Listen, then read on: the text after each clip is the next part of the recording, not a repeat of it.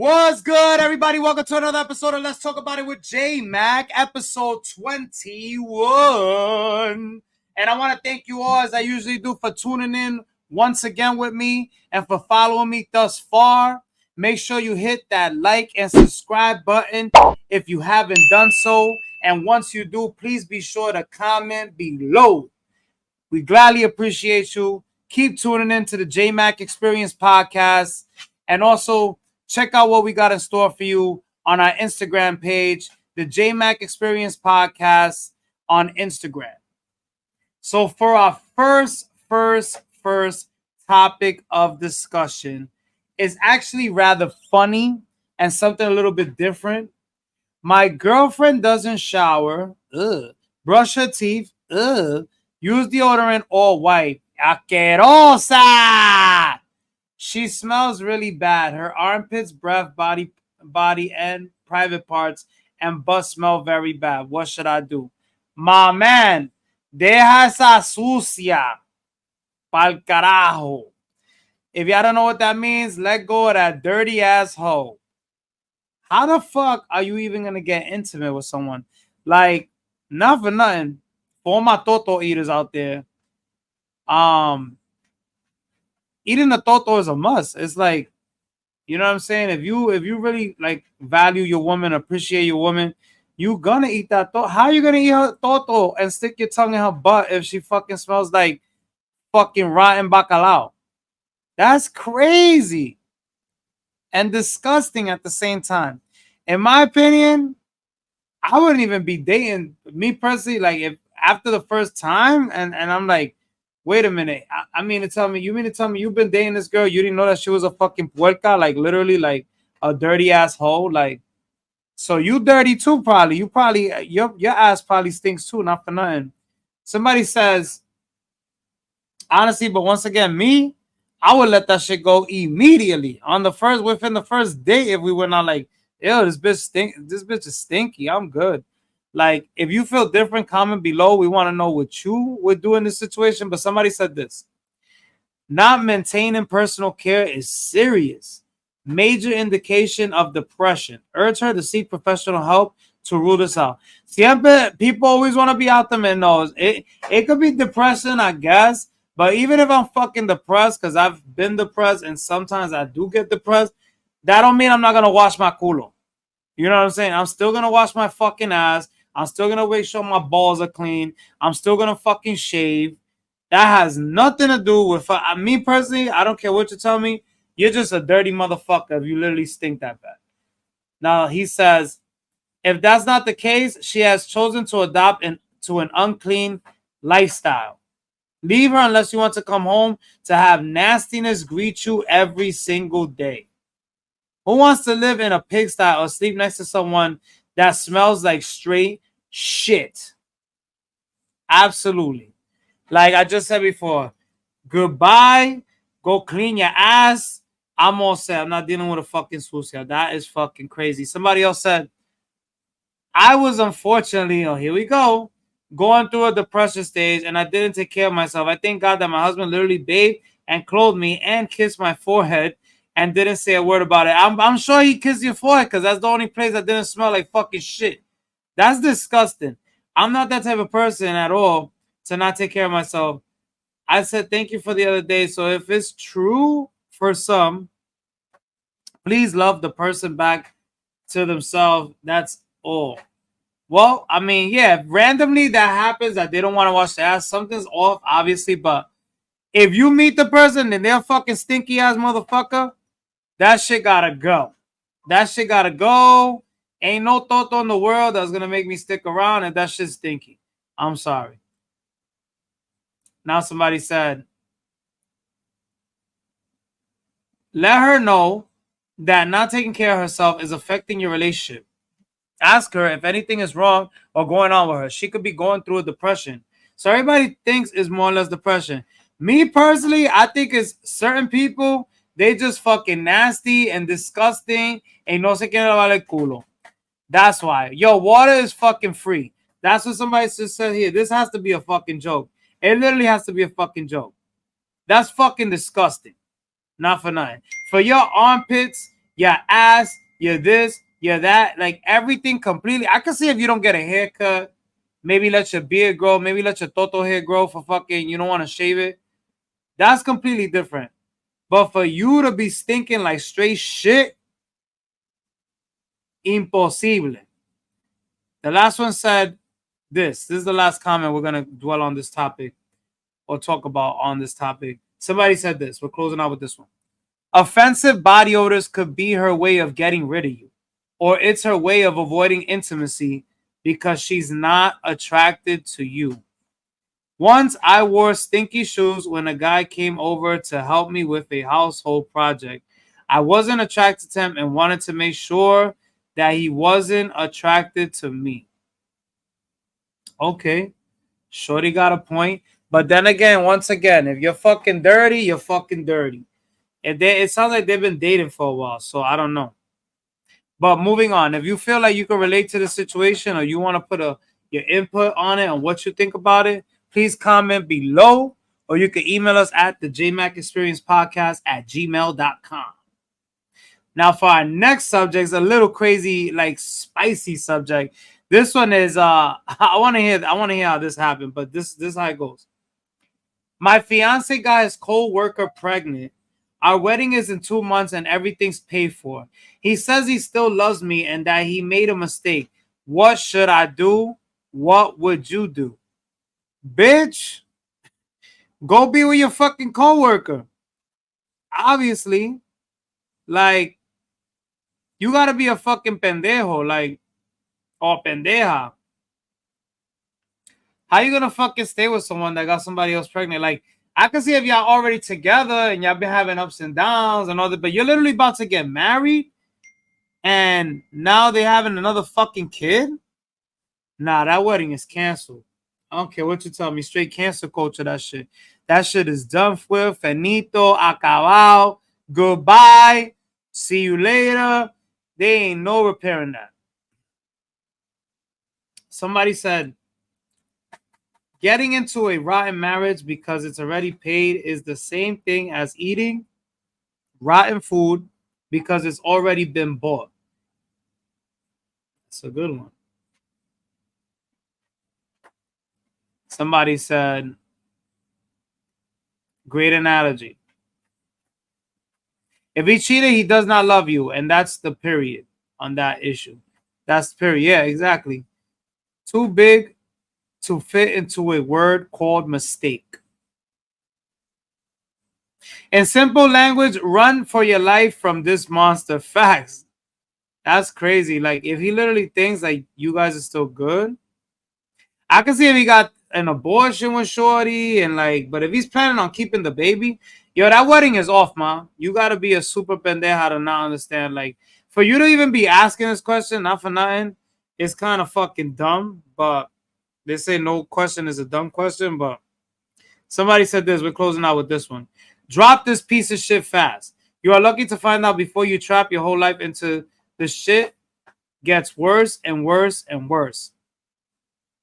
If you don't drop him now, pretty soon he will bring his girl and the baby into your home. Please tell yourself that you are too good for this piece of shit. Do not feel pain. He is not worth anything. You should be very happy finding out now than instead of later. Not for nothing, I always say that. I'd rather find out now, like if I'm wasting my time or some bullshit, than like imagine you with someone, especially married. Imagine you with someone like 20 plus years. And now you're an old ass fucking fart. Nobody wants to be with you. Nobody even looks your way. Nobody finds you cute. No nothing. Now all of a sudden, after all them years, the shit's over. And now what the fuck you gonna do? What are you literally going to do? Like they always say, oh, there's always someone for someone out there. Yeah, I get it. But like, bro, starting over after like all them years and now you old, that's tough. That's fucking very tough. If you feel like you can relate to this situation or been through the same situation, please comment below. We want to know your story. Or if you don't want to comment below, you can email us at the JMACKEXPERIENCEPODCAST at gmail.com.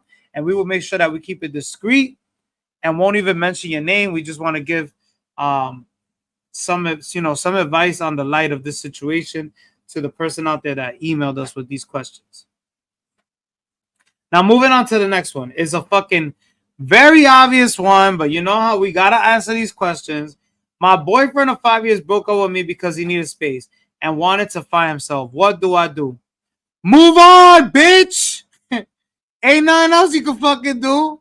Unless you wanna keep dreaming on a miracle or banking or being a pendeja. Like, bro, that's it. Si ya te tiraron para the curb, fuck it. Especially if you're not married, you got no kids, X, Y, and Z. Like, what the fuck you gonna do? You know what I'm saying? Somebody said this. If someone breaks up with me, I want to understand exactly why. I think this because I feel like if I know the reason, there's something invisible about me that will be revealed, something I can capture, measure, and probably fix. Then no one will leave me again. That's bullshit. Sometimes the person's just not for you. I don't know if y'all heard this fucking analogy. Not everyone you meet is gonna be for you. I had some awesome relationships in my past, but does that mean that person was truly for me? Absolutely not. Maybe you like someone because the sex is amazing. They got the bomb ass toto. They got the bomb ass bicho, but y'all not really compatible. Y'all don't get along. Y'all don't see eye to eye. Y'all don't. The only thing that's there, like a lot of people, sometimes they're with someone because they're there for the fucking sex. The sex is great, but then again, that person's a hoe or whatever, or the nigga's a fucking hoe también. Like, sometimes that person is truly not for you. You know, or you get with like a beautiful girl or a sexy guy. You're like, damn, this got to be the one for me, and you're just going off of lust. I've been learning this like throughout life. When you go into relationships because of lust, 9 out of 10 times it's never gonna work out, and that's just a fact. It's never gonna work out because only reason why you like that person is because you're attracted to them. You have no other type of chemistry. You guys don't, like I said before, y'all don't have like similar common interests. Y'all don't see eye to eye. Y'all just like to fuck each other. I mean, that's great, but you better off just leaving that as a fuck buddy or like, you know, just a friend that you fucks with here and there, and that's it.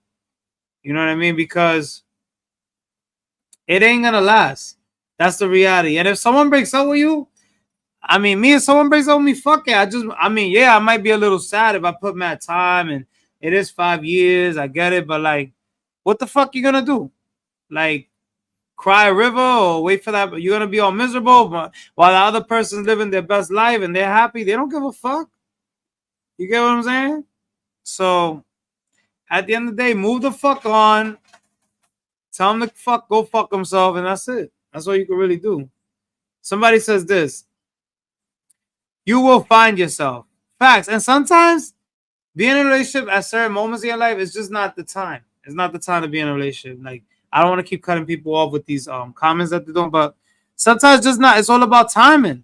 Like, I've heard about situations where people were madly in love with each other, but like they had to break up because of whatever situation they were going through. And then years later, perfect example, Nelly and Ashanti. They broke up for mad years. Now they're having a baby. You know what I'm saying? Obviously, they were soulmates. They probably loved each other, but at that specific time that they were together, it just wasn't working out. You know what I'm saying? So I don't know if y'all heard this. Another thing I've always heard: if it's meant to be, you let them go, and they'll come. If it's meant to be, they'll come back, and you'll figure it out. But if not, it was never meant to be. Now, someone said, as I was saying before, you will find yourself. Biggest mistake that I made was thinking a man was my identity. You are so much more than that. Get into your health, do hobbies, try new things, find family time.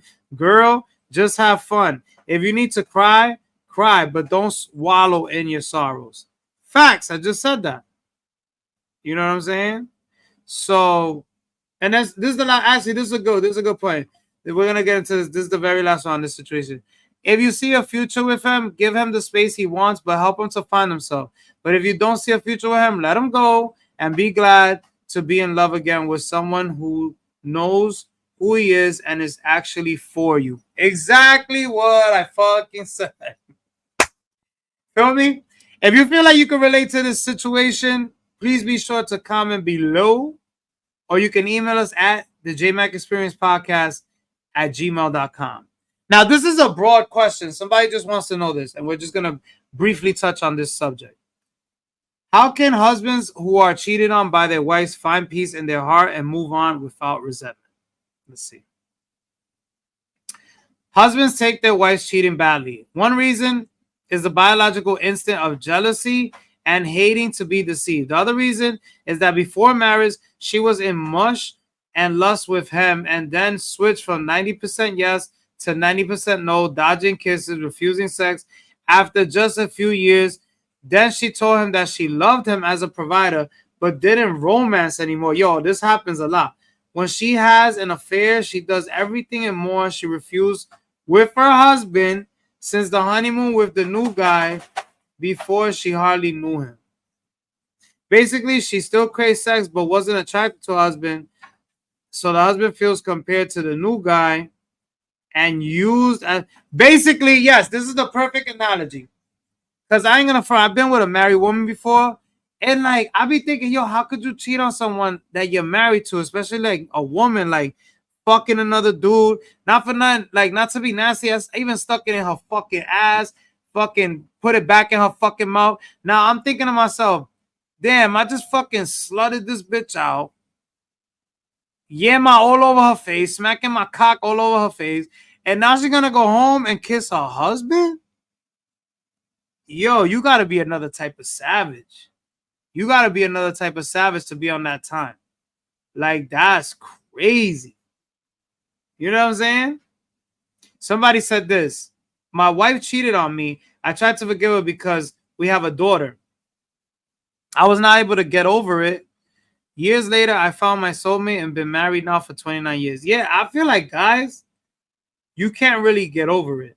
Like, once you find out, because it's just, like I just said, look at all the nasty shit I said before. Like, you thinking of another dude straight pounding Pound Town, like Sexy Red says, La Putita, straight pounding that toto, straight smutting that shit out, maybe busting in her fucking face. She probably didn't even swallow, and she probably swallowing some other niggas' nut. Like, yo, I'm telling you, it should be out of control. Or maybe she didn't like sucking dick, but she sucked the fucking skin off this nigga's cock. Like, bro, it's real.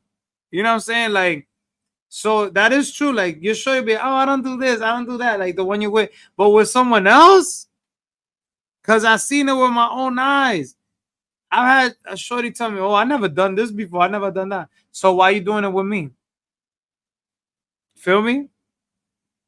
Now, the last comment on this is, the key is, that is not your soulmate.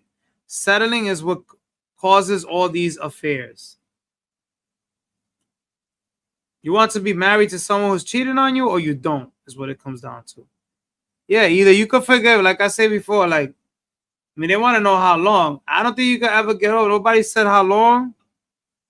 If you could tell us how long, please comment below or email us at the JMACKExperiencepodcast.com at gmail.com. Now, last subject of the day. And this was kind of funny because, not for nothing, every time I start a job, this is the type of shit I be on. I find any little thing, like, obviously, if I need the job, I'm not going to leave it. But if I see that it's a whole bunch of bullshit, I find something else. Or if I don't need the job that bad, I just straight don't show up after that. Because I'm like, I'm not fucking staying at this job with dealing with this bullshit. But someone said this. What is a red flag on the first day of the job that tells you might not like the job? Me, I'm going to be completely honest. The fucking pay has to match what I'm doing. If I'm getting paid minimum wage and they asking me, we want you to do this, we want you to do that, they want me to do a million fucking things, my man, that pay doesn't add to all the shit that you're telling me to do. So therefore, I think it's my time to exit. This is too much work for this bullshit ass pay. I'm gonna be honest. Another factor is the fucking bochinche and chisme. Well, that doesn't really, because if I'm getting paid good money, I just avoid it. I'll be quiet. I'm on my business. I'll be on my New Year shit. I'm not gonna let nobody fuck up my bag. But the biggest thing, I'm gonna be honest, or if you have a disrespectful fucking boss, like someone disrespect me, obviously, I'm not gonna tolerate. But if it continues, to say the pay is good and I want to stay there, I'm end up fucking punching the shit out of whoever the fuck, or knocking the fuck out whoever's disrespectful. So it's better to just leave than get arrested. You know what I'm saying? If you know what I mean. But biggest thing for me, I'm gonna be honest, is the fucking pay. If it's too much shit that I gotta do and then it's just not adding up, like, yo, how you paying me fucking minimum wage, but you want me to do a million fucking things? Nah, I'm all set. I will find something else. I'll do something that's worth.